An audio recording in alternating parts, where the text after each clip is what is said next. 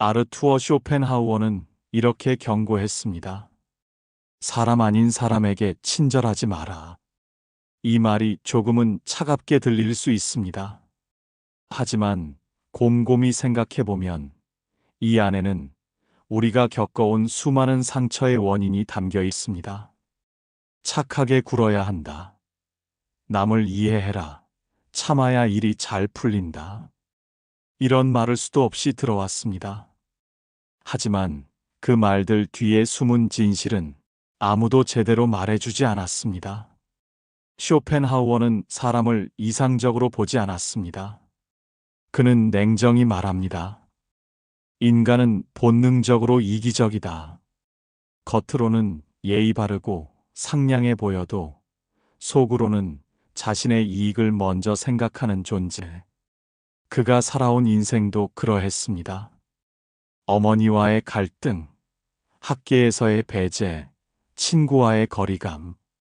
그는 평생 인간관계 속에서 외로움과 실망을 겪었습니다.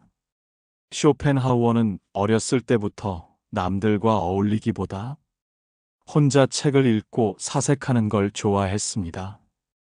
그는 세상에 대한 깊은 통찰을 일찍 얻었지만 그로 인해 때로는 외로움과 오해도 함께 했습니다. 어느 날 그의 친구가 그에게 말했습니다. 넌 왜 그렇게 냉정해? 좀 더 착해져 봐. 쇼펜하우어는 대답했습니다. 착함이란 허울 좋은 가면일 뿐, 결국 나를 무너뜨리는 독이야. 이 말은 그가 평생을 통해 배운 진리였습니다. 그래서 그가 남긴 말들은 감정이 아니라 체험에서 나온 통찰이었습니다.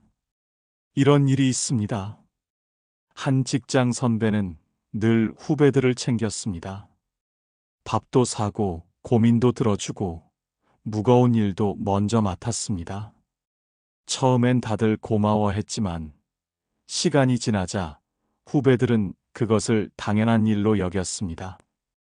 어느 날 선배가 사정이 생겨 밥값을 각자 내자고 하자 후배가 말했습니다. 에이, 선배님답지 않게 왜 그러세요?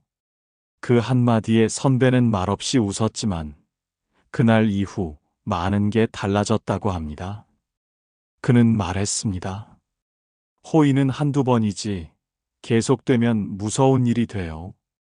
사람들은 점점 당연한 것으로 받아들입니다. 쇼펜하우어는 말했습니다. 무조건적인 친절은 결국 경멸로 돌아온다. 그는 인간은 본질적으로 선한 존재가 아니며 착함은 어디까지나 선택적으로 써야 한다고 말했습니다. 또 한 분은 70대 중반 어르신입니다. 평생을 가족에게 헌신했고 자식 뒷바라지를 위해 자신을 희생하며 살아오셨죠. 그분은 말합니다. 나는 자식한테 단 한 번도 못난 소리 안 하고 살았어요. 하지만 자식은 그걸 당연하게 여겼고 정작 힘든 순간엔 무관심하게 돌아섰다고 합니다. 그분이 몸이 아프셔서 병원에 입원했을 때 가장 많이 들었던 말은 이것이었습니다. 엄마는 원래 강하잖아. 그분은 제게 이렇게 말씀하셨습니다. 내가 너무 착했나 봐요. 내가 착하다고 생각했던 그 시간들이 이제 와서 나를 참 외롭게 만들어요. 착한 사람은 항상 마지막에 외로워지는 경우가 많습니다. 왜냐하면 착함은 한계가 있지만 사람들은 그걸 요구하는 데에는 한계가 없거든요. 마지막으로 한 친구 이야기입니다. 그 친구는 정말 착한 사람이었습니다. 누가 부탁하든 거절을 잘 못해서 힘든 일도 억울한 일도 다 감내하곤 했죠. 처음엔 주변 사람들이 한테 말하면 도와줄 거야 하며 찾아왔지만 나중엔 점점 부탁의 수위가 커졌습니다. 결국 그 친구는 자기 일도 못 챙기게 되었고 몸도 마음도 지쳐서 병원 신세를 지게 됐죠. 그리고 친구는 말했습니다. 이제는 부탁받는 게 무서워 내가 착하게 굴었던 게 결국 날 망쳤어. 우리는 알아야 합니다. 진짜 착함은 모든 걸 받아주는 것이 아니라 스스로를 무너뜨리지 않는 것입니다. 쇼펜하우어는 말했습니다. 당신의 선의를 이용하려는 자에게는 단호하게 거절하라. 착한 사람은 타인을 배려하지만 지혜로운 사람은 자기 자신도 함께 배려합니다. 착함은 미덕일 수 있지만 그 착함이 자기 존중 위에 세워져 있어야 합니다. 그렇지 않으면 그 착함은 어느새 착취의 문이 되기 때문입니다. 지금도 혹시 누군가에게 지나치게 이해받지 못하고 지나치게 이용당하고 있다는 생각이 드시나요? 그렇다면 오늘부터는 조금 더 나에게 솔직해지시길 바랍니다. 착함이 아니라 자기 존중에서 진짜 대접받는 삶이 시작됩니다. 사람 아닌 사람이란 누구일까? 겉은 사람인데 속은 다릅니다. 공감 능력이 없고 남의 호의를 이용하려 들고 자신의 잘못은 합리화하면서 남의 실수는 크게 말하는 사람. 한마디로 자신의 이익을 위해 당신의 선함을 소비하는 사람들. 그런 사람에게는 친절을 베풀지 말아야 합니다. 왜냐하면 그들은 당신의 착함을 약점으로 보기 때문입니다. 그렇다면 우리는 어떻게 해야 할까요? 첫째, 친절은 선택적으로 하세요. 모든 사람에게 잘하려 하지 마세요. 당신의 친절은 소중합니다. 정말 고마워할 줄 아는 사람에게만 써야 합니다. 누군가에게 친절을 베풀었을 때 그걸 당연하게 여기는 사람이라면 당신은 거기까지입니다.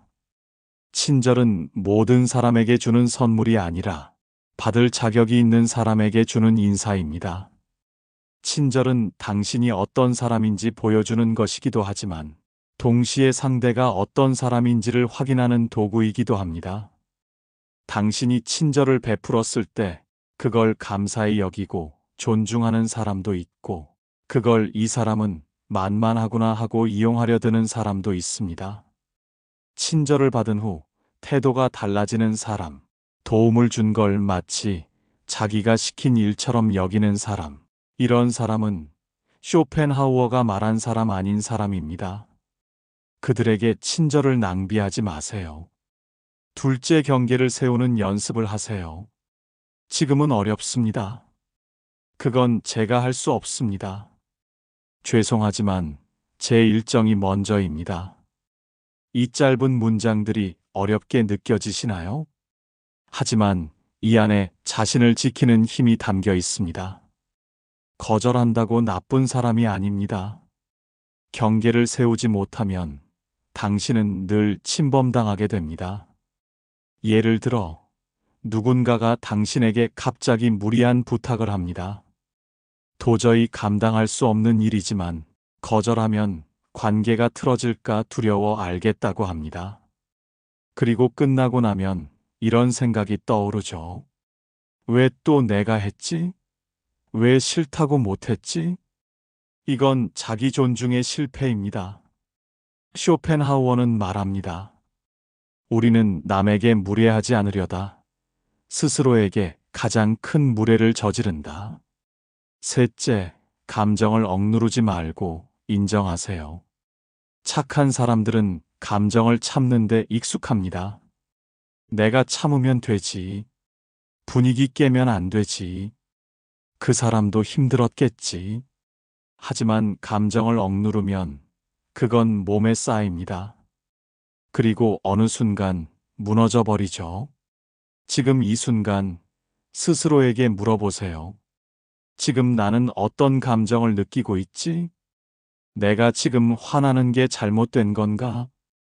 감정을 무시하지 말고 살펴보는 것. 그게 진짜 나를 존중하는 첫걸음입니다.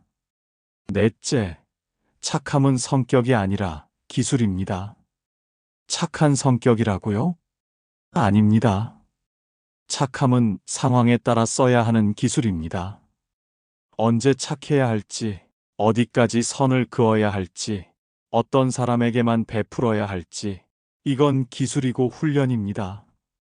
진짜 어른은 무조건 착한 사람이 아니라 필요할 때 착할 줄 아는 사람입니다. 그 착함은 타인에게 휘둘리지 않고 나를 지키는 선 안에서 작동해야 진짜 힘을 갖습니다. 누구에게, 언제, 얼마나, 어디까지 그걸 구분할 줄 아는 것이 지혜입니다. 무조건 착하게 살지 마세요. 필요할 때 올바르게 착한 사람.